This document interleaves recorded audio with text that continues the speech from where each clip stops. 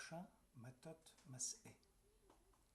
L'Éternel parla à Moïse dans la plaine de Moab, près du Jourdain, vis-à-vis de Jéricho. Il dit: parle aux enfants d'Israël et dis-leur: lorsque vous aurez passé le Jourdain et que vous serez entrés dans le pays de Canaan, vous chasserez devant vous tous les habitants du pays, vous détruirez leurs idoles en pierre, vous détruirez toutes leurs images de fonte, et vous détruirez tous leurs hauts lieux. Vous prendriez possession alors du pays, et vous y établirez, car je vous ai donné le pays pour qu'il soit votre propriété. Nombre 33. La question qui intéresse aujourd'hui les milieux religieux en Eretz Israël est la constitutionnalité du droit hébraïque de la halakha concernant la conquête de la terre d'Israël. Lorsqu'il est question de légitimité de l'État d'Israël, nous sommes confrontés à des commentaires fondés sur des convictions subjectives et irrationnelles, plutôt que sur une connaissance approfondie des textes hébraïques, du contexte politique et de la réalité avec ses enjeux complexes. Cette question a intéressé un grand nombre de nos exégètes anciens et contemporains. De nos jours, pour les sionistes religieux, l'État ne peut être juif que s'il conserve la possession éternelle de l'entièreté de l'Eretz Israël. S'il y renonce, il commet une faute religieuse et morale grave. Les tensions sont devenues pour le bloc de la foi une composante intrinsèque de leur identité juive. Pour les ultra-orthodoxes, les Haredim, l'État juif, c'est la religion juive orthodoxe et rien d'autre. L'État n'a de légitimité morale que s'il respecte la tradition juive. S'il devient son ennemi, il perd sa légitimité, sa justification morale. Pour les laïcs, un État est simplement un État qui sert d'abri aux Juifs du monde entier, qui redonne aux Juifs leur fierté, le modèle de référence étant bien évidemment ici l'armée Tsahal. Pour les humanistes laïcs, enfin, l'État juif est d'abord celui qui défend les valeurs juives, l'humanisme, la sainteté de la vie, la dignité humaine, la raison, l'égalité, la tolérance, le pluralisme, la liberté, l'antiracisme. Le modèle de référence ici, c'est le kibbutz. Ces conflits qui agitent la scène politique israélienne et qui montrent un désaccord sur le type de morale et de politique que doit inscrire l'État dans son appareil législatif remontent en fait aux temps bibliques et médiévaux. Voyons pour cela, pour comprendre le débat d'aujourd'hui, les différents points de nos commentateurs. Ramban, Nahmanite. Concernant le verset « Vous prendrez possession du pays et vous vous y établirez ». C'est un commandement positif de la Torah qui fait partie des 613 mitzvot. La conquête et la reconquête de Eretz Israël est une mitzvah qui ne dépend pas du temps et qui interdit aux Juifs de jeter leur dévolu sur un autre territoire que celui-ci.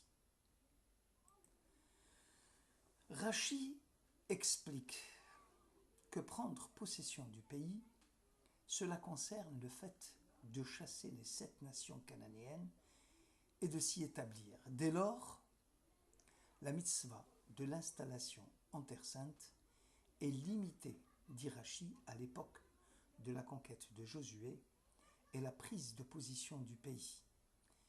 Une promesse seulement à venir de la part de Dieu. Même si, sur le plan de la loi juive, la prise de position de Rashi n'est pas très claire, on ne peut déduire que le célèbre rabbin de Troyes ne considère pas l'installation en Terre Sainte comme une mitzvah de première importance. En plusieurs endroits du Talmud, le commentaire de Rashi s'apparente à l'identique à celui de Nahmanide. Par exemple, au traité Gittin, folio 8, concernant un acte d'achat pendant Shabbat d'une propriété en Terre Sainte, permis par les rabbins du Talmud, et que Rashi explique ainsi, afin d'en expulser les idolâtres et d'y installer des Juifs. Ou encore, le traité Sanhedrin, folio 2, concernant la guerre facultative que les Juifs doivent mener en Terre Sainte, Rashi explique: toute guerre de conquête d'Israël, comme celle entreprise par Josué, est appelée guerre mitzvah, c'est-à-dire guerre recommandée par Dieu. Nachmanide, dans sa critique du Sefer HaMitzvot de Maïmonide, relève que ce dernier a omis de citer la mitzvah de la conquête d'Israël dans son livre. Pour Nachmanide, c'est un commandement positif de la Torah, comme le traité Sota le démontre, ou comme, dit-il, cela est relaté dans le livre de Sifri. La terre d'Israël, écrit Nachmanide, ne doit en aucune façon rester entre les mains de ses conquérants. Et cela est valable pour toutes les générations. Je répète, ce qu'écrit Nachmanide, la terre d'Israël ne doit en aucune façon rester entre les mains de ses conquérants, et cela est valable pour toutes les générations. Megillat Esther opte pour l'idée qu'il n'y a aucune obligation halachique de s'installer en Eretz Israël aujourd'hui. Cette mitzvah, écrit Megillat Esther, était d'actualité au temps de Moïse, Josué, David, et tout tant que le peuple juif n'était pas parti en exil. Or, la donne, écrit Megillat Esther, a changé. Avec la dispersion d'Israël parmi les nations et le serment formulé par Dieu que le peuple ne doit pas monter en masse avant que le maître du monde ne le décide, change la donne. Que la première sanctification de Eretz Israël, conséquence directe de sa conquête par Josué, a été abolie. Or, la seconde sanctification de la Terre Sainte, par droit acquis, par possession, ne peut jamais être abolie. La destruction du premier royaume d'Israël a mis fin à l'impératif de conquête et d'héritage, selon le serment de Dieu, de ne pas enfreindre la loi divine, de ne pas monter en masse. Or, le droit acquis du retour permis par Cyrus, en concertation avec les nations, ne peut jamais être annulé.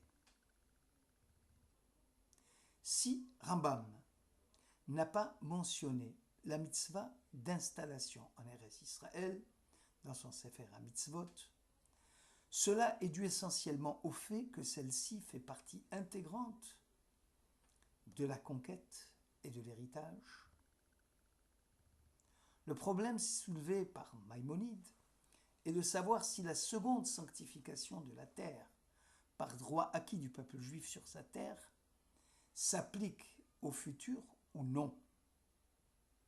Pour les partisans du droit applicable en tout temps, c'est une mitzvah de la Torah. Pour les autres, c'est une mitzvah recommandée par les sages. Le rabbin Hirsch écrit dans Horeb que la conquête et l'indépendance d'Israël, au temps de Josué, furent fondées sur une base politico-militaire. Cette œuvre fut à son tour détruite par Sanchériv et Nabuchodonosor, mettant fin ainsi à la première sanctification. Par contre, l'œuvre d'Ezra de ramener les Juifs en Eretz Israël eut pour fondement l'indépendance spirituelle. Le second temple va servir de modèle préparatif à la longue nuit d'exil que connaîtra le peuple juif avec la perte de son indépendance nationale et sa dissémination parmi les nations. Le modèle d'immunisation des Juifs demeurera à tout jamais. Et c'est pourquoi la seconde sanctification, écrit Hirsch, ne peut jamais être abolie. Titus n'y pourra rien. La section Massé et le commentaire de Nachmanide constituent la plateforme constitutionnelle du droit du retour des Juifs aujourd'hui sur leur terre. Or HaChaim, dans une vision prophétique, écrit d'une façon prémonitoire, non seulement les nations continuent à occuper les parties de Eretz Israël que vous n'avez pas encore, vous les Juifs, mérité d'occuper, mais à vous contester la petite portion du territoire que vous continuerez à occuper. Il est passionnant de constater que la question du droit historique du peuple juif sur la terre d'Israël ne nous laissera pas tranquilles. Cette question prend force aujourd'hui et nous ne pourrons plus échapper à l'étape d'un arrangement provisoire ou définitif avec les Palestiniens. Il y a une très longue période de l'histoire de notre peuple dans laquelle Israël, en tant que nation, s'est retiré de la politique mondiale et a accepté sous la contrainte de ne pas constituer une nation souveraine sur le modèle des autres nations, c'est-à-dire un État. Comment se fait-il qu'un peuple ait pu survivre 25 siècles sans constituer un État? Après la sortie d'Égypte, il y eut une première tentative de constituer un État-nation. Les juges, la royauté, la destruction de cet État, comme si la tradition juive avait jugé que cette expérience de l'État-nation fut un échec et qu'il fallait la reporter au temps messianique. La constitution d'un État juif, d'où le refus de beaucoup de juifs de suivre Ezra au nom de l'argument « Nous avons jadis essayé d'établir un État-nation selon la Torah et cela fut un échec. » Y a-t-il donc incompatibilité entre État-nation et Israël spirituel? On doit donc constituer des communautés religieuses ou refuser l'État. Un peuple qui cherche la sainteté doit-il se retirer de la politique ou l'intégrer?